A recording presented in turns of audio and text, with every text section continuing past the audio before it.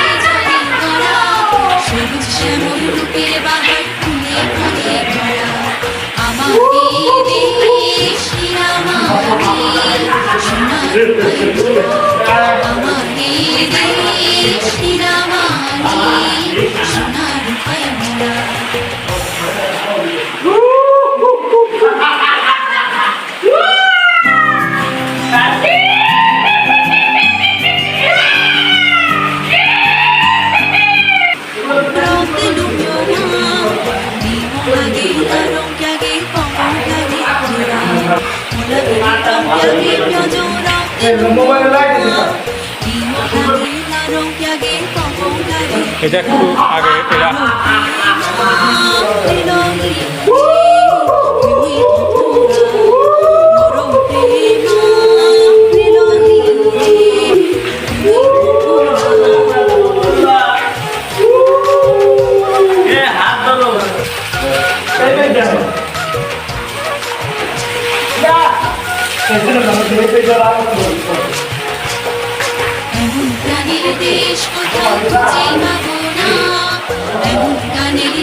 ছেড়ে কোথাও যাব না, গানের দেশ কোথাও খুঁজে পাবো না, গানের দেশ ছেড়ে কোথাও যাব না।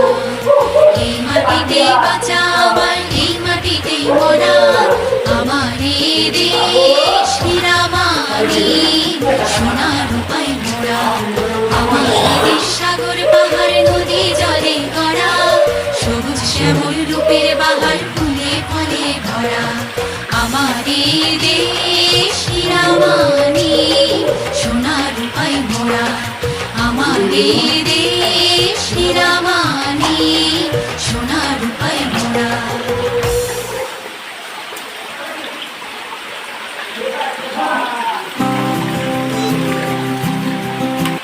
আমাদের চান সাগর মাজুর সাগর যাই গড়া, আমাদের চান হিরে মানে সোনাই রূপই ভরা, আমাদের চান হিরে মানে সোনাই রূপই ভরা।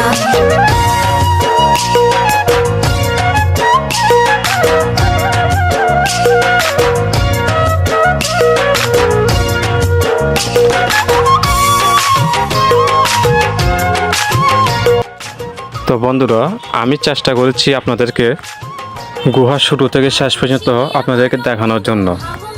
আসলে মোবাইল দিয়ে ভিডিও করেছি তো মানে এত ভালো করে করতে পারিনি, তারপরে যতটুকু সাধ্য আমি চেষ্টা করেছি আপনাদেরকে দেখানোর জন্য। তো আপনাদের দেখে কেমন লাগলো আমাকে কমেন্ট করে জানাবেন এবং লাইক শেয়ার করতে ভুলবেন না। আপনারা অনেকেই জানেন এই আলুটিলা গুহার মধ্যে একসময় মানুষ আসতে পারতো না বাঘ ভাল্লুকের জন্য। আর তখনই এই আলুটিলা গুহার মধ্যে অনেক অলি আল্লাহ এসেছিলেন এখানে সাধনা করার জন্য। ওনাদেরকে তখন আপনার বাঘ ভাল্লুকে পাহারা দিত। মাঝে মাঝে তখন আপনার পাহাড়িরা দেখতো আপনার মাঝে মাঝে গুহার ভিতর থেকে আলো বাহির হতো। আসলে এগুলো বলে শেষ করা যাবে না, এই ধরনের অসংখ্য কারামত রয়েছে। তো যাই হোক বন্ধুরা, আমার ভিডিওটি আপনাদের দেখে কেমন লাগলো আমাকে কমেন্ট বক্সে জানাবেন। যারা আমার ভিডিওটি দেখেছেন আপনাদের সবাইকে জানাই ধন্যবাদ। আর যারা এখনও দেখেননি তাদেরকে দেখার অনুরোধ রইল। আজকে ভিডিও আমার এই পর্যন্ত। সবাই ভালো থাকবেন, সুস্থ থাকবেন। আসসালামু আলাইকুম। 回味同不让。